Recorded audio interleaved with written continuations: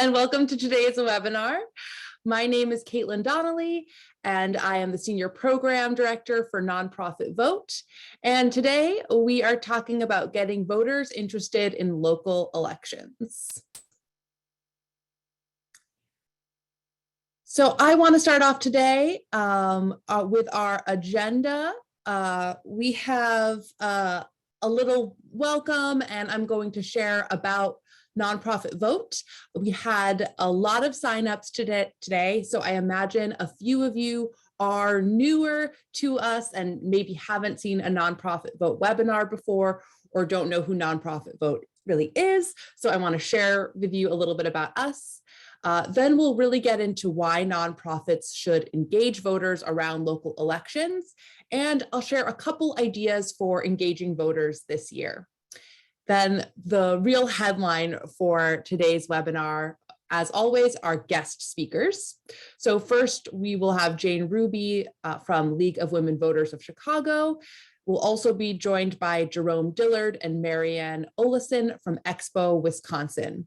So when we get to those speakers, they're going to be sharing their strategies and tips for engaging voters in elections that aren't those big national elections that everyone has their eyes on. As always, we will have that Q&A at the end, so please use that Q&A box to ask any questions you have of our guest speakers. Okay, so again, a little about Nonprofit Vote. We were founded in 2005, and our mission is to really support nonprofits to do voter engagement with their staff, the people they serve, and their broader community. We provide resources and help build capacity for nonpartisan voter engagement. We develop and evaluate agency-based models for engaging voters. We encourage voter participation and active citizenship, and we are the managing partner of National Voter Registration Day. So, like I said, we are here to help you if you are a nonprofit organization, whether you focus on civic engagement or you're a human service agency, we want to help. So if you are a local or community-based organization, please check out our fact sheets and checklists. We have a lot of great state-based voting information on our Voting in Your State page. We have a nonprofit staff vote initiative, so you can encourage your staff or your colleagues to vote and ideally get the day off to do that. We have printable materials to help you engage voters, and we do encourage you to sign up as a community partner for National Voter Registration Day. For regional nonprofit networks and national nonprofit networks, maybe state nonprofit associations, or even just a large nonprofit that has many branches or locations across a state or a region, we'd love to do training for your members or affiliates or your large staff. We can create custom toolkits and resources for you. Also help you with some digital infrastructure if you need that, and just general technical assistance. So you can reach out to me, Caitlin, at nonprofitvote.org, same email that the confirmation email for this webinar was sent, if you need any of this custom assistance.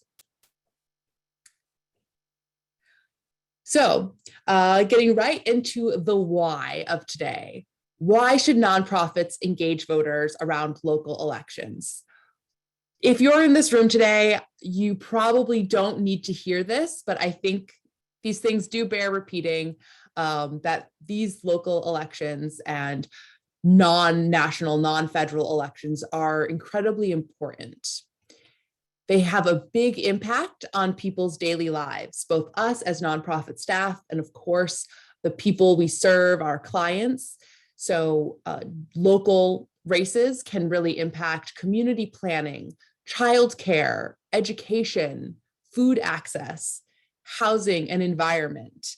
Whether it's city council or school board, an alderman, these roles and these elected positions are really vital and have real decision-making power. This graphic, if you're curious, comes from one of our tools, our Why Vote tool.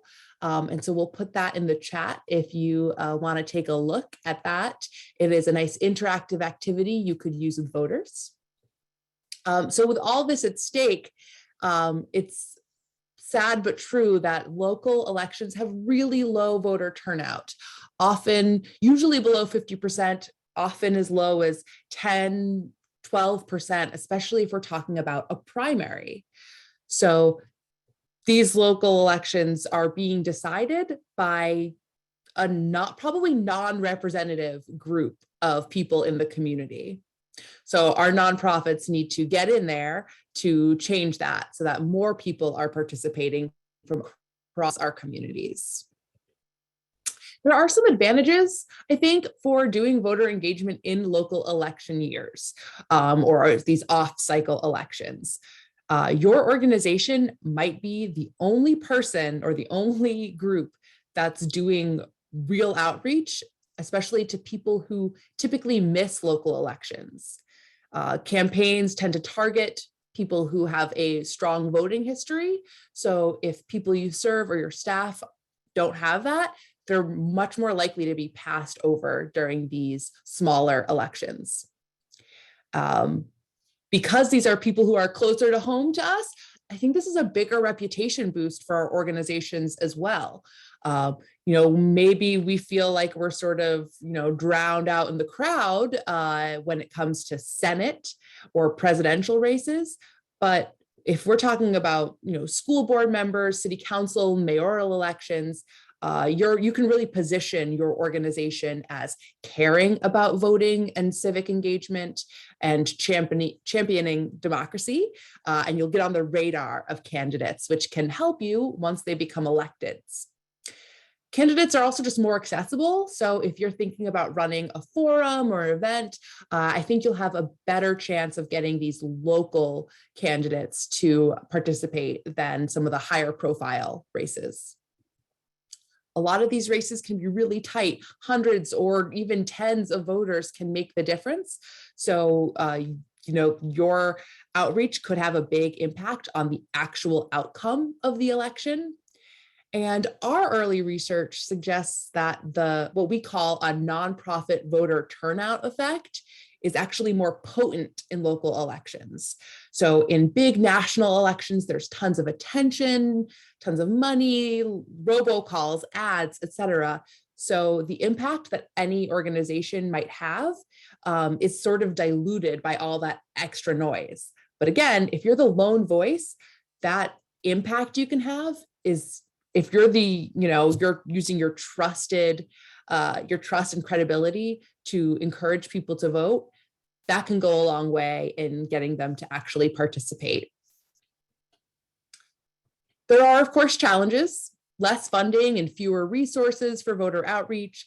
Lack of information about candidates or races can mean more in-depth research is needed on these races. The people you serve may be very unfamiliar with what these races are, and you might be yourself. And these races can happen out of sync with other election dates. So especially a primary or any elections taking place in the spring aren't getting the same attention, I think, as November elections, when we're all sort of in the GOTV kind of spirit. So I'm going to rush through these just a little bit because I want to hear ideas from our guest speakers on how to engage voters this year.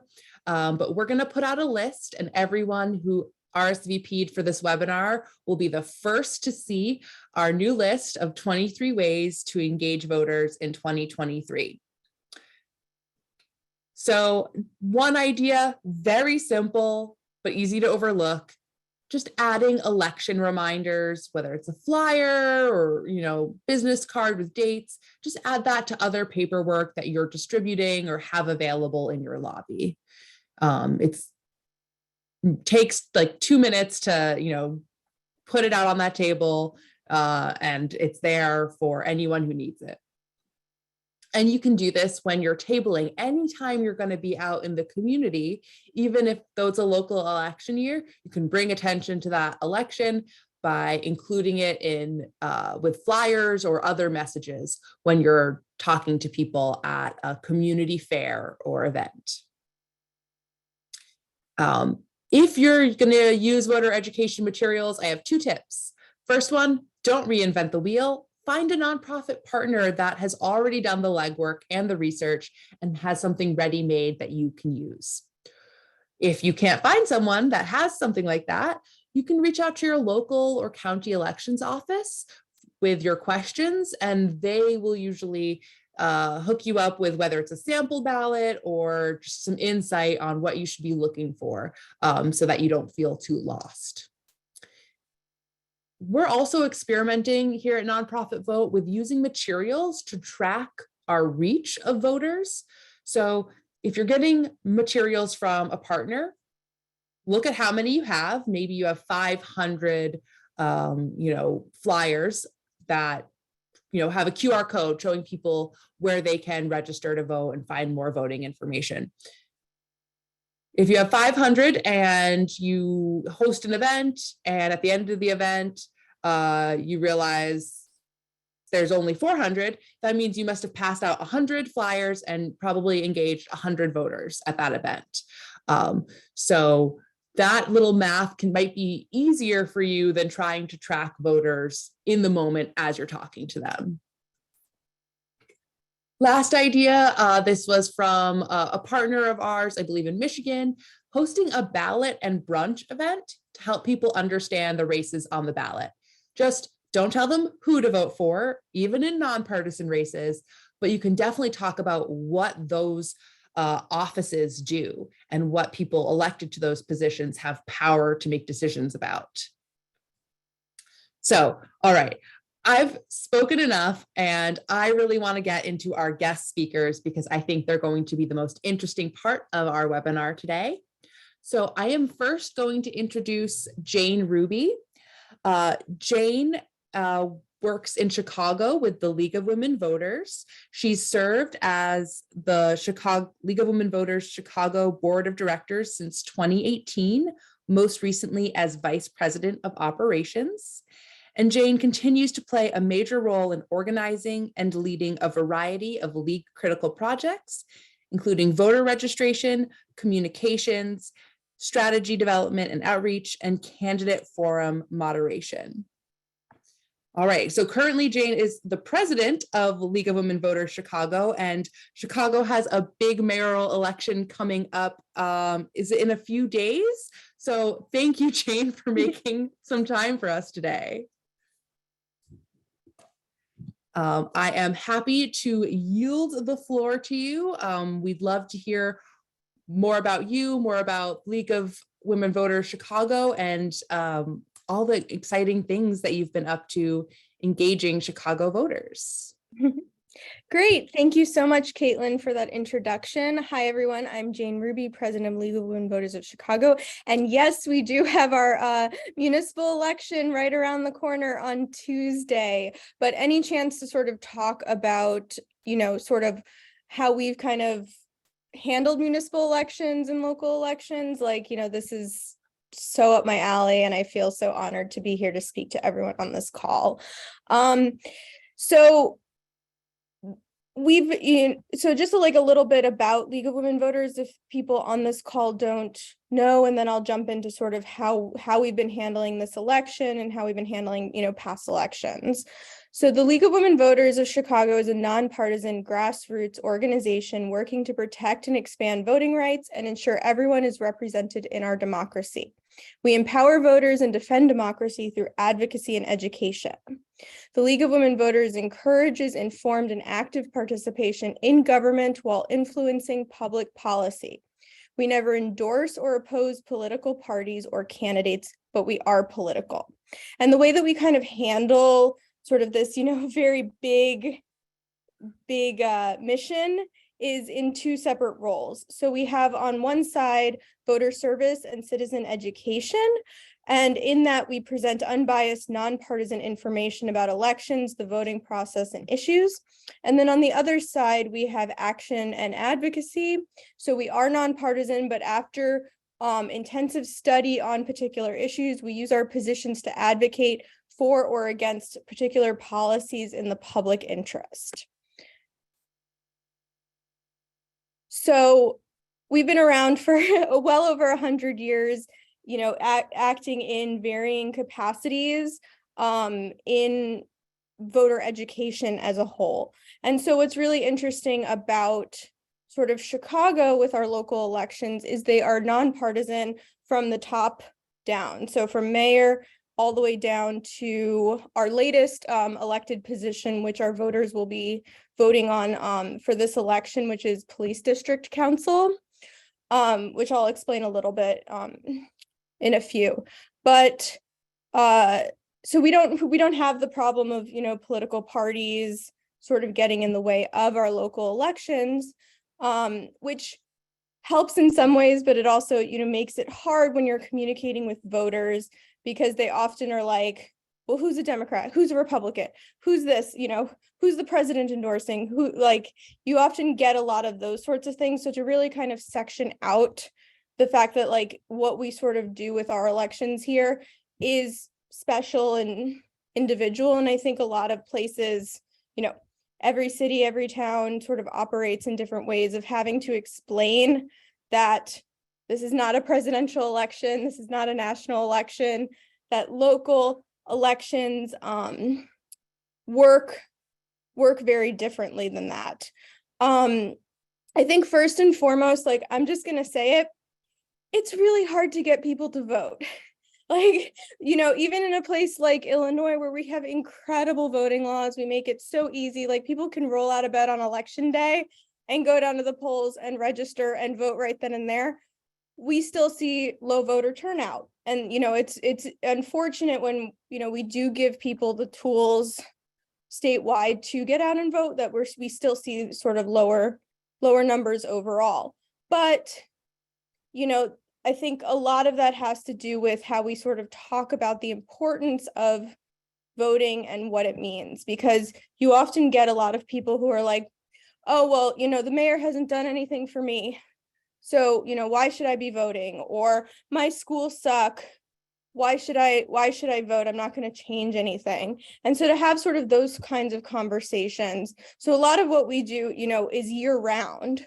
We don't just focus our election efforts around election cycles. What we do is we do voter education year round. And that involves doing seminars on issues that affect Chicago, to, you know, interesting legislation that is happening and how people can get involved.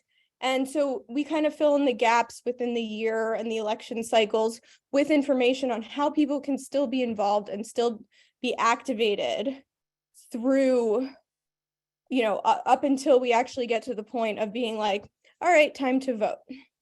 So one of the main things that we've been sort of focusing on in this particular election cycle, aside from, you know, voter information, how to vote, what's on your ballot, has been our candidate forum program. So in a place like Chicago, we have 50 wards, and that makes up our city council. And so we've kind of really wanted to do sort of a robust candidate forum program where we're hitting different parts of the city, not just to educate the voters in their own neighborhoods about who they're voting for, but also to get people in different parts of the city to be interested in what's happening in other parts. So, you know, on the north side, we'll do a candidate forum, and we'll encourage people on the south side to join us with that candidate forum to learn what's happening on the north side, because what happens in one part of the city affects the other parts. And to sort of make those larger connections has been really great, to sort of engage with people who often are not either looking to sort of participate or don't feel like their one vote matters in any of this. So we've kind of really, in anticipation of our election on Tuesday, we've hit 12 different neighborhoods across Chicago. And then we are also, so we have a thing called a runoff. So the top, if no candidate gets 51% of the vote, they get moved into a runoff election, which will happen in April. So we also have a robust candidate forum thing planned for our April runoff election, where we'll hit a bunch of different other neighborhoods that we did not hit for this first general election cycle. And then in addition to sort of making those kinds of connections for voters and providing that kind of advocacy, we also are have our hand in the elected official positions that affect the whole city. So everything from,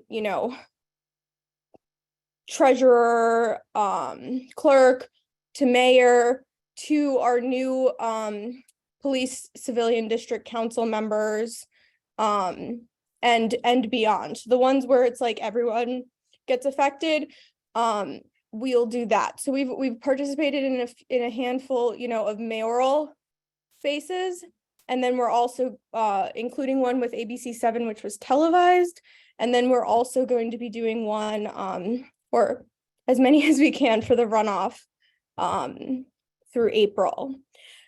So it's kind of like, making sure that both sort of everyone feels included as a city, and then also making sure that on the individual level, people are getting the actual information that they need to be informed voters in their, hyper local communities.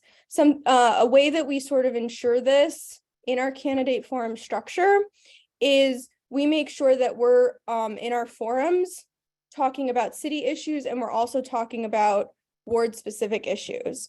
So we have like kind of a set line of questioning that we ask of everyone, of all candidates across the city.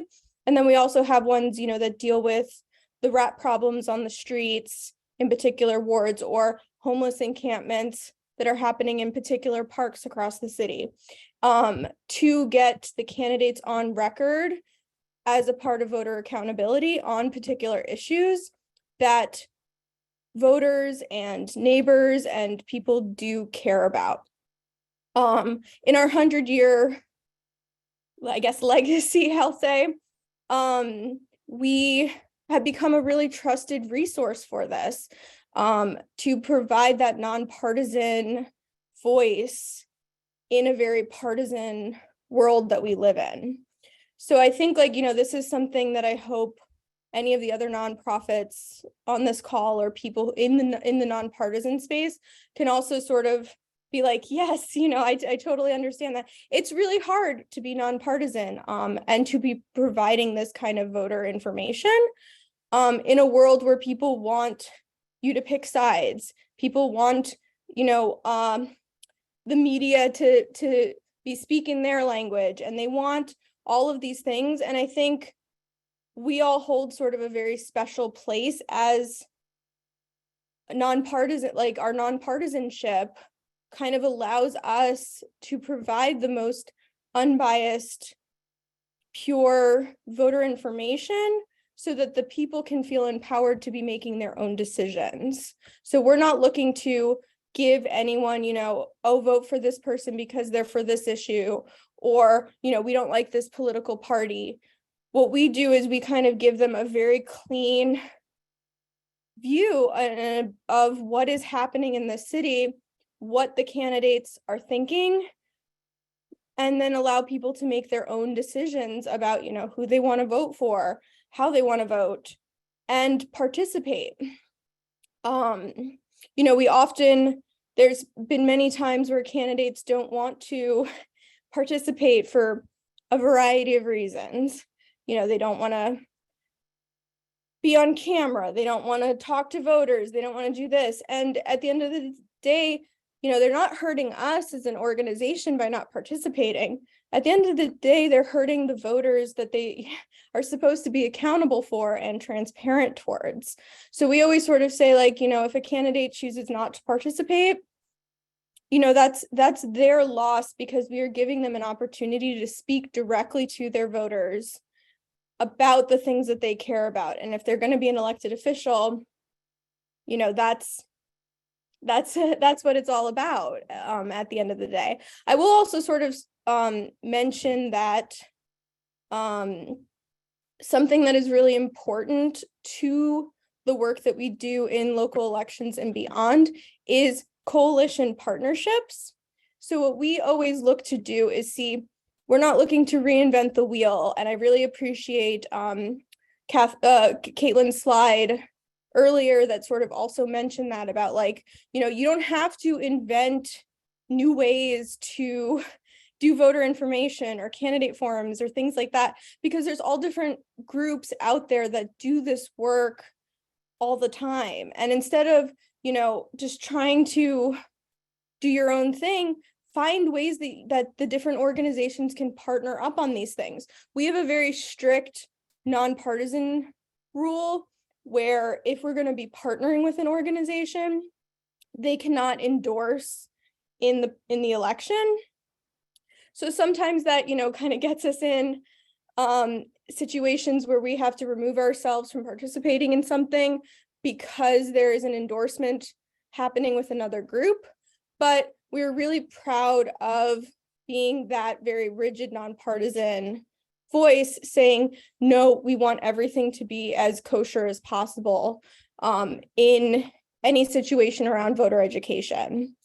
But when we can partner with other organizations in the space, that's pure magic. Like we've done everything from, really great events around issues and advocacy topics. We've done candidate forums where we've had like 10 organizations co-sponsor it with us.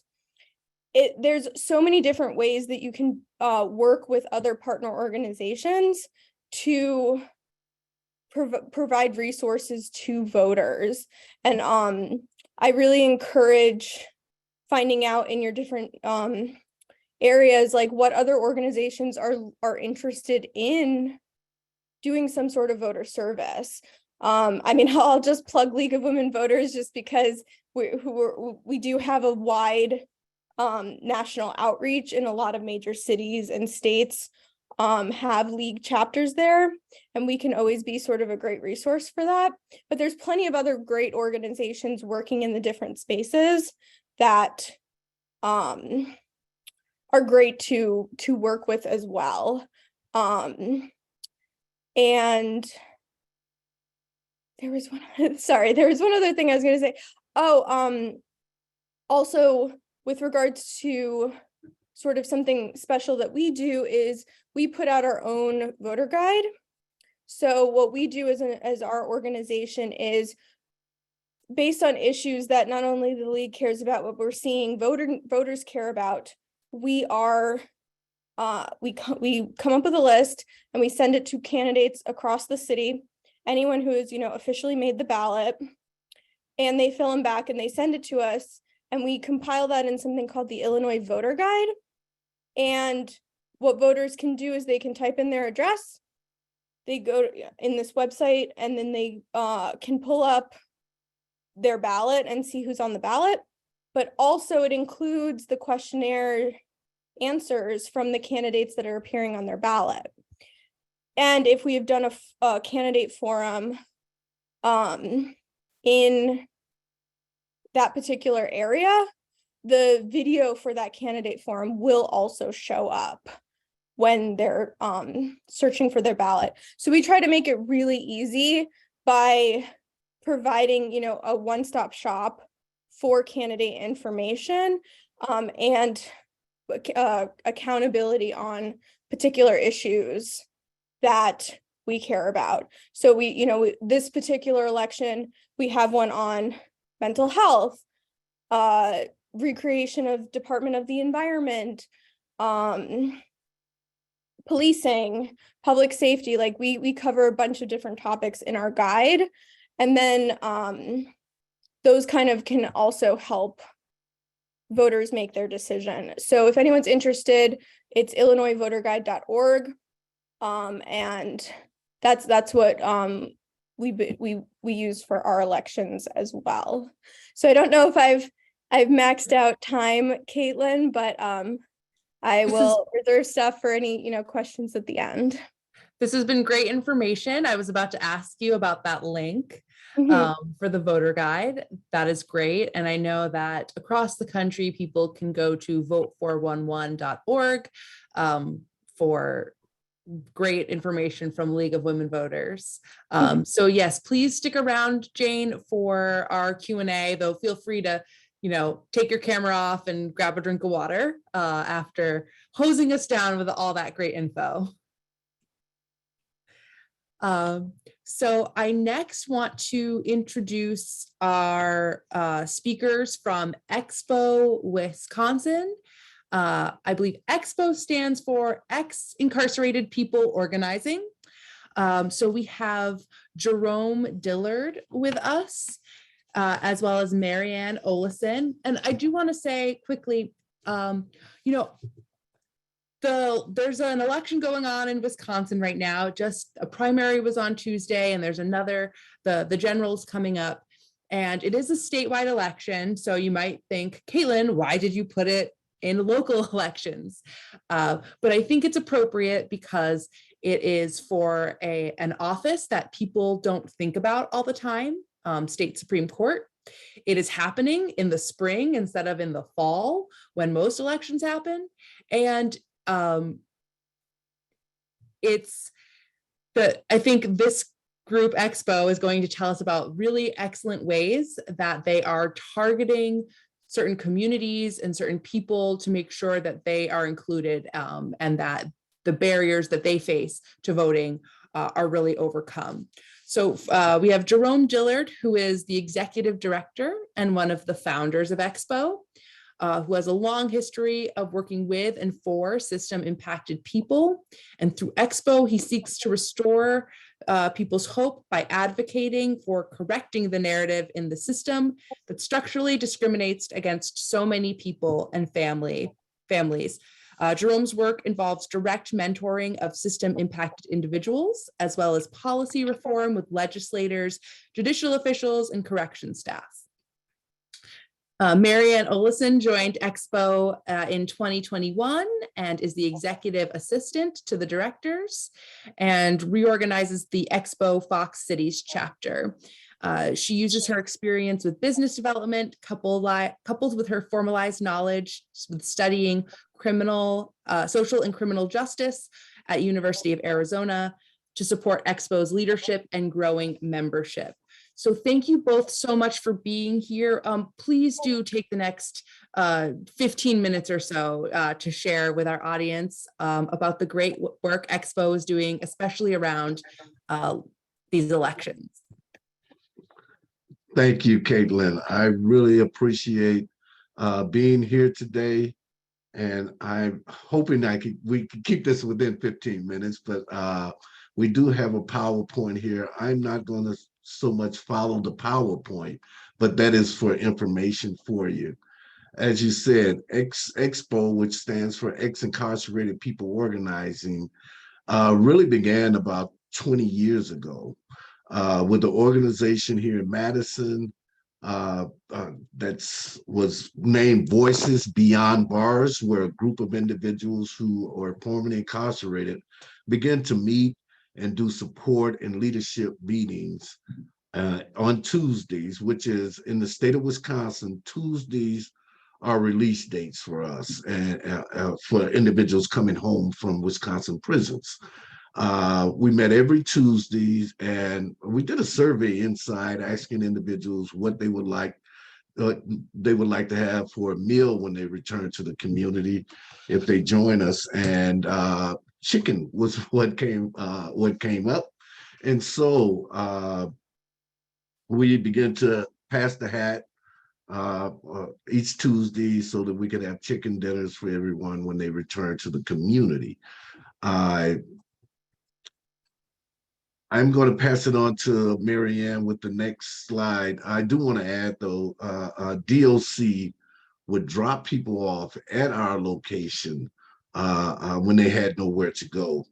And we were very impactful and a great organization, but we formed with other organizations around the state who were formerly incarcerated organizations to come into the form of EXPO. in 2014. Marianne? Thank you, Jerome.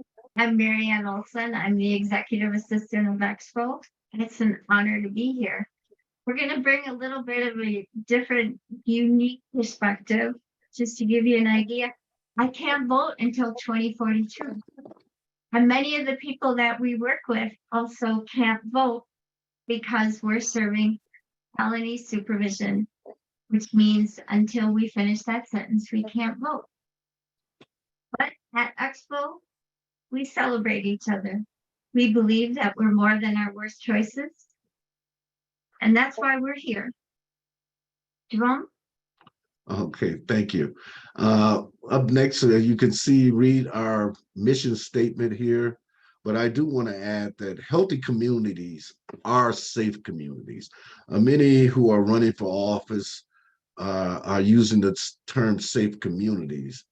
And we know that we have to have healthy communities, which is safe communities. And we recognize that means we must do all we can to help our neighbors, our co-workers, our community leaders, and our legislators understand that prison should not always be the first option for individuals who have made a mistake or who have come in contact with the law. We know in Wisconsin, for every $1 we invest in treatment alternatives and diversions from prison, we save taxpayers $8.68. You would think that's a no-brainer, a great investment. We are grossly underfunded in our treatment alternative diversions, and also our budget has not moved in the last 15, 20 years, really. With the tough on crime rhetoric that was going on in the 90s, we had over $1 billion budget, and still today we're leaning around $1 billion budget. And for the life of me, I don't understand why we can't use this evidence-based practice of treatment alternatives and diversions to save the state money and to divert individuals from going to prison. Again, it should not be our first and only option, in my opinion. And that's real money in a generational wellness. Wisconsin is second, for a second time, was highlighted for incarcerating more Black males per capita than any other state in the country. We share our truths and remind our neighbors we can do better when we know better. Back to you, Marianne. Can you imagine wearing a sign that says offender for years? So one of the things that EXPO did, advocating for people, human-centered language, we were able to, through our relationship with the Secretary of DOC, now all currently incarcerated people are called people in our care. Bringing that attention, making sure people recognize us as people makes a difference. Jerome? Okay, well, absolutely. And we still could do better. Many of our county jails have followed suit with the language. That is part of our message in sharing our truths around the state with this community here in Wisconsin. We have 5 chapters. All of our staff are formerly incarcerated individuals. Some prefer to use the term returning citizens. I've stayed away from that because in the state of Wisconsin, we cannot vote until we've completed our sentence. And as Marianne said earlier, she cannot vote until 2043 because of the simple fact that she's on supervision until then. But that's not unusual in our state. Many individuals are on long periods of supervision, which keep them off of the voting rolls and from being complete citizens. That's why I will not refer until we get our voting rights back in our state, in this state. I would not refer to us as returning citizens. Marianne? I was home a little bit more than 4 years until I started working for EXPO and recognized I was still living in a prison without walls. Working with EXPO and the people that now work with us and our volunteers and those that we advocate for, we're changing lives. Here's a few more family photos. That's Mhm. Jerome with the Milwaukee Bucks trophy. We're pretty proud of that photo, so I had to make sure it was included too. You're welcome, Jerome. Thank you. There you go. Okay. Well, as I said, we have 5 chapters across around the state, and each chapter is led by Expo organizer, and we have fellows in those chapters, which allows us to, which these locations are close to some of the prisoners in our state. We're in the Fox Valley area, which is there's 5 prisons in that area. We're in Madison, Wisconsin. We're in Rock County, and also in Eau Claire, which is very travel. I wouldn't say travel heavy, but I just have to take my hat off to my staff. They're doing great work statewide, and try to touch on a little bit of that before our time is up here. Okay, Marianne, back to you. My favorite logo and something that we're known for across the state.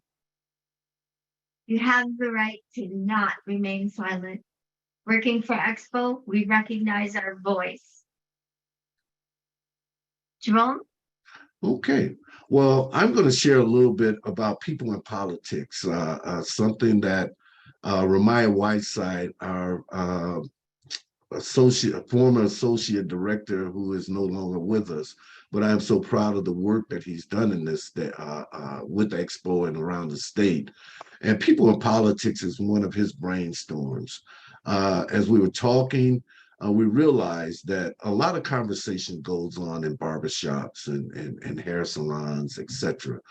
And so we began to have events around the state with local and statewide politicians coming to barbershops and having conversations with system impacted people. And it was a huge, huge hit.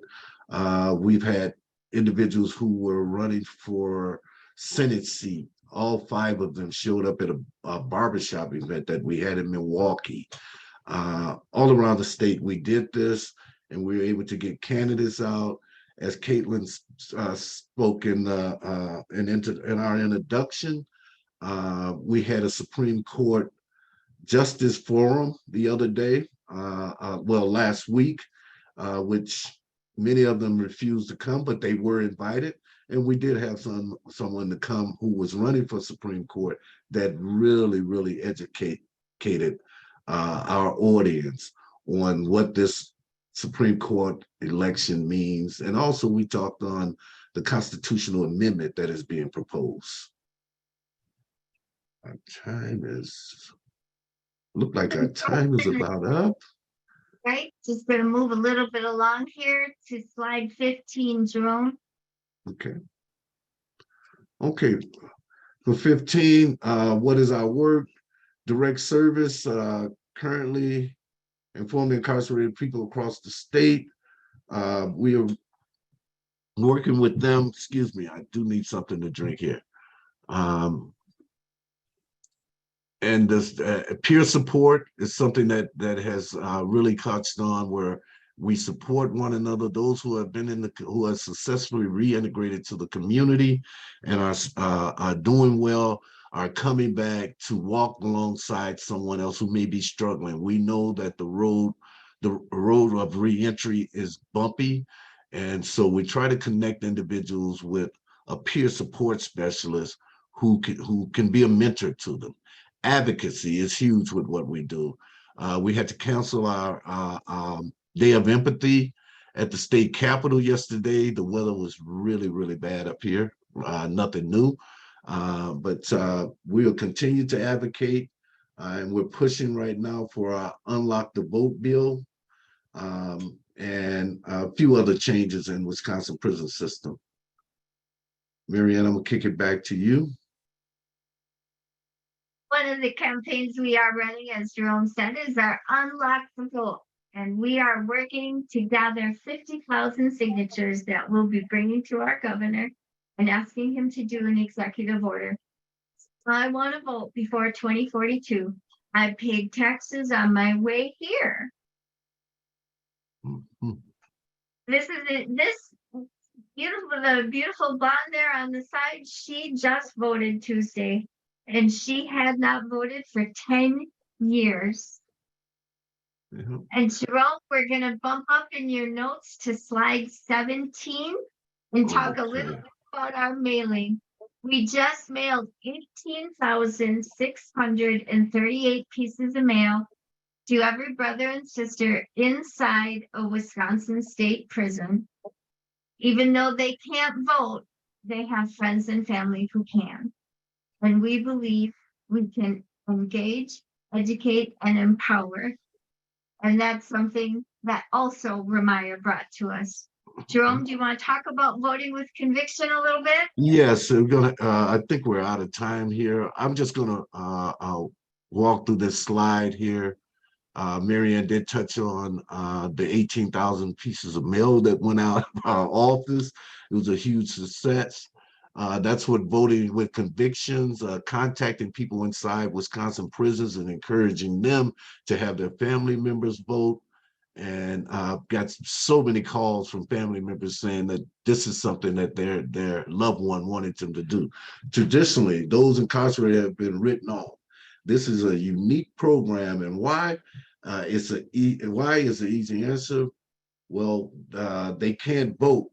They can be ambassadors, and they can promote to their family members and their communities and their neighbors to vote. And and I think it's been a huge success for us. And look like we're out of time, so we could just go to the last slide with our contact information, which is pretty simple. Our website is www.expowisconsin.org. Mine is Jerome@wisconsin.org, and Marianne's is Marianne@wisconsin.org. We'll be happy to share our slides with you. I knew we had quite a bit here, felt a little rushed, but please contact us with any questions on what we're doing here in Wisconsin. Thank you, Caitlin. Thank you so much, Jerome and Marianne. Jerome, please get that drink of water. Thank Because you. we do have some questions, but I am going to start. Sorry. I'm going to start with Jane. So let's see. So we had somebody asking about how do you get people to watch the candidate forums if they're virtual? Oh, you're muted. What a great question, actually. So it really kind of depends. You know, we have systems in place to both handle in-person candidate forums, virtual candidate forums over Zoom, and we're still in the process of kind of figuring out the world of hybrid, which I think you know, a lot of groups are still trying to figure out. So, you know, a lot of it has to do with outreach. So when we look at partnering with community groups or other nonprofit groups in Chicago on candidate forums, we often look to them as resources for media outreach and promotion first and foremost. So it's a great way for, you know, us to get them to reach out to their contacts to let people know that, you know, the candidate forum is happening. We also do have a, you know, media thread that we will reach out to and, you know, get in newsletters or online, or people sharing that the forum is happening. Obviously, at the end of the day, you can't always guarantee that everyone, that you'll have a full house. Like, we've had anywhere from 30 people at a candidate forum to our most recent one, we had over 300 combined in person and watching virtually on the Facebook live stream of it. We also do like to say that, or do like to provide as much sort of recording capacity, whether it's in person or virtual, because some people might not be able to make it on a particular day. And we like to give them the opportunity to watch it at a later point. Also, it's great accountability when you get the candidates on the record in video, you know, talking about issues and policy stuff. So we also sort of use that as like an added bonus when we do record these things. So mostly, you know, and we're still trying to figure out the best way to handle that because hybrid is still kind of very new in the post-COVID sense. But even if it's getting a little tripod and having your phone record it, it's still better than nothing. And it, you know, is a lot more cost effective than having a big kind of camera setup. Thank you. Yes, I think recording is key. My next question is for EXPO, and I don't know, Jerome or Marianne can answer this one.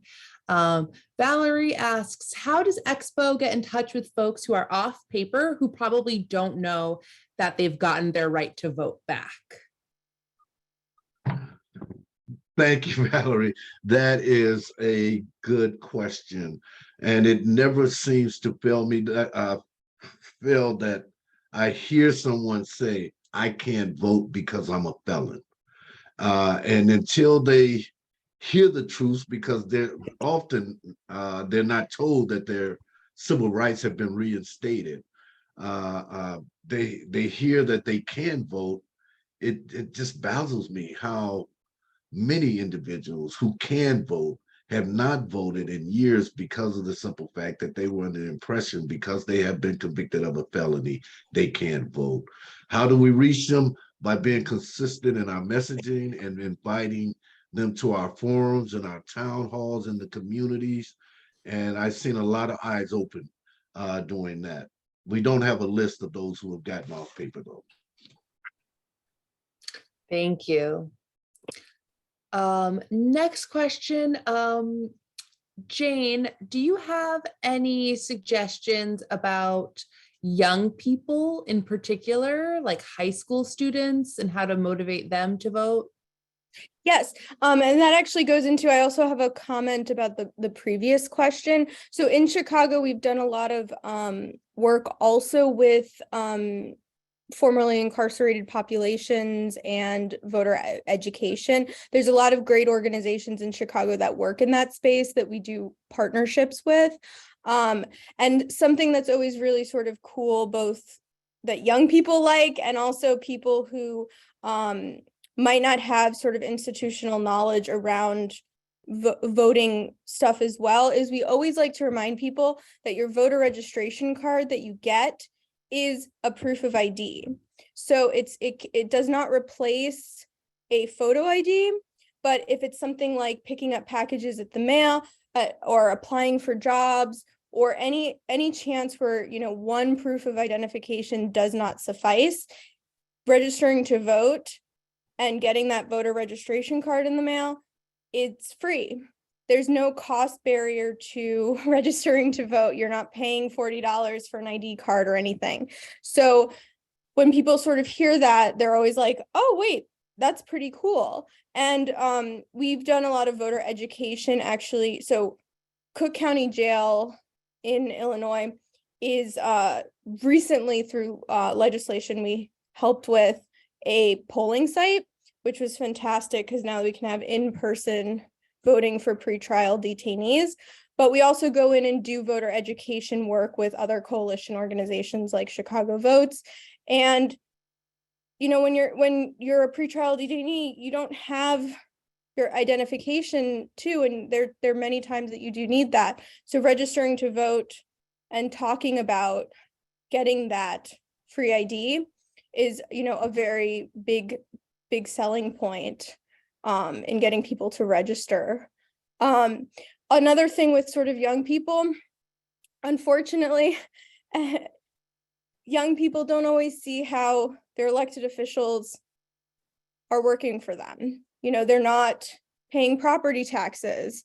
they're not sending kids to school. They don't understand how sort of those issues affect them, whether or not they are actually, you know, paying taxes into a system that works for them. So to kind of sort of explain that no matter what, you are still a person in a community and you're not ignored and you have your voice and you can make decisions about what is happening in your community is something we do really like to stress. Obviously, like, it's always nice when you can make things fun.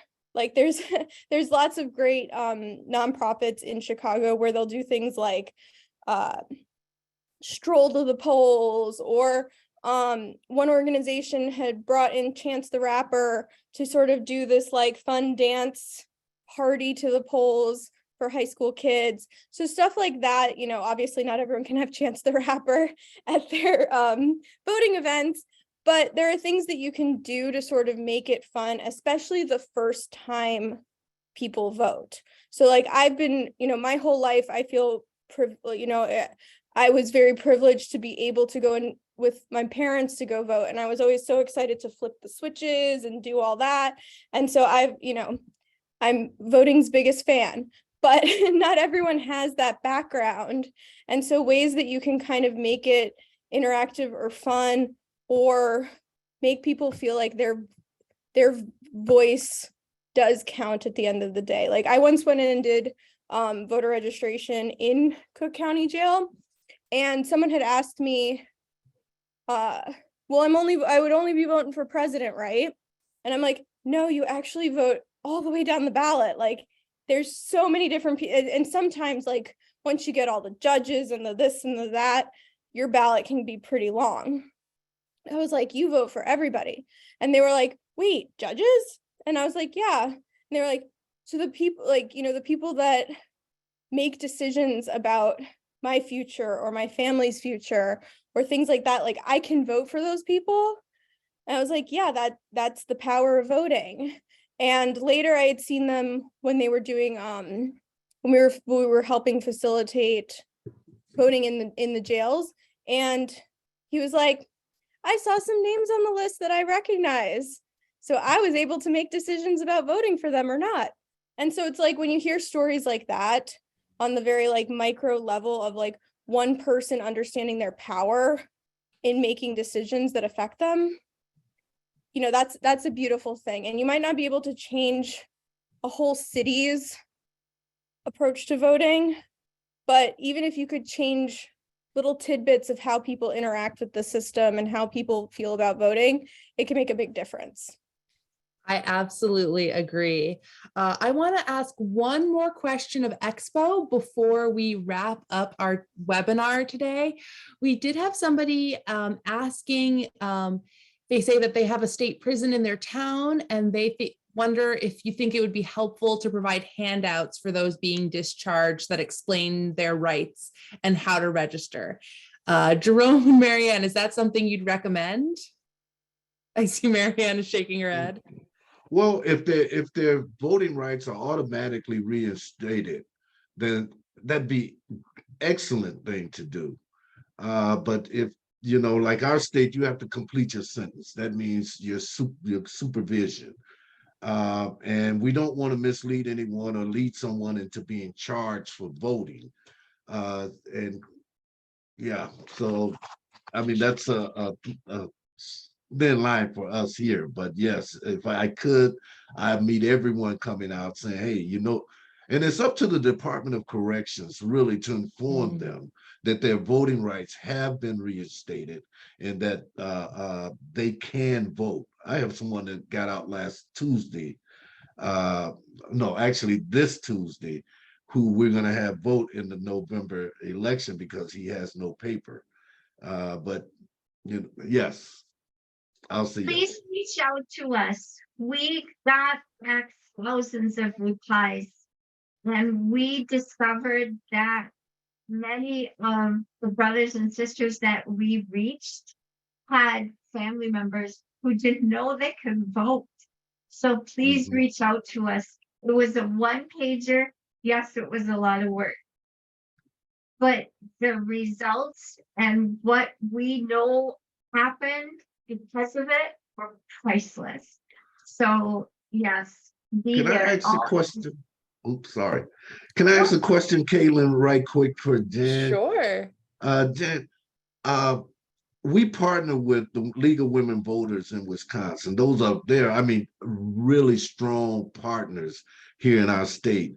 And I'm wondering if, because in Illinois, you have that right once you walk out of a prison gates. But from my understanding, there's low percentage of those individuals participating. Are you partnering with formerly incarcerated orgs across Illinois or in Chicago? Yeah, we definitely do. And we definitely, it's very much like the sort of not reinventing the wheel. Like, the more you can partner with, the less, administrative overhead there is, and like, coming up with your own guides, coming up with your own information. So wherever we can sort of be a resource, we have definitely, we do have a criminal justice reform committee and very active membership in our league that works on this sort of stuff, like everything from legislation to turn Cook County Jail into a polling site, because before then they were relying on vote by mail, which was ridiculous.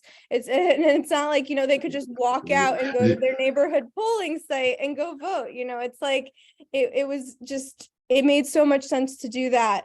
So everything from that down to voter registration, like we're constantly, working with other groups to be going into the jails and registering as many voters as we can who have their voting rights.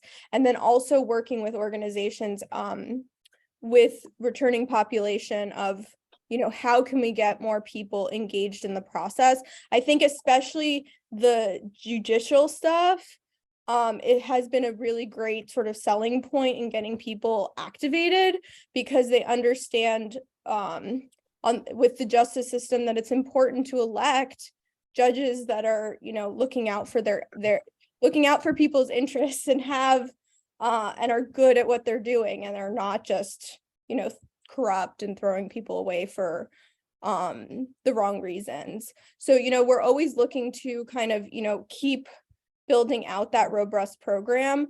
But I think that, returning population is such an underutilized group that we need to sort of get more involved in the political process for sure, because, voting and elected officials, like it involves everyone and it affects everybody. Mhm.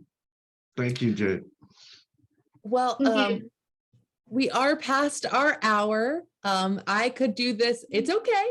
I mean, I could stay here and probably talk to you all a lot longer. And unfortunately, we did not get through close to even half of our questions. There's a lot of really good questions. So at this point, we are going to wrap up the webinar, and I will reach out to each of our speakers, try to get more answers to some of these questions via email, and we will be sending out the recording, all of the slides, some links to resources. So Jane, Jerome, Marianne, anything that you want to share with the folks who attended the webinar, send it over to me, and we will make sure people get all of that next week. And I really appreciate the time that you all took out of your day to talk with us and our audience. And I appreciate everyone who stuck around, especially past the hour. So we'll also have word about our next webinar in our follow-up email. Until then, thank you all so much. Have a great rest of your week.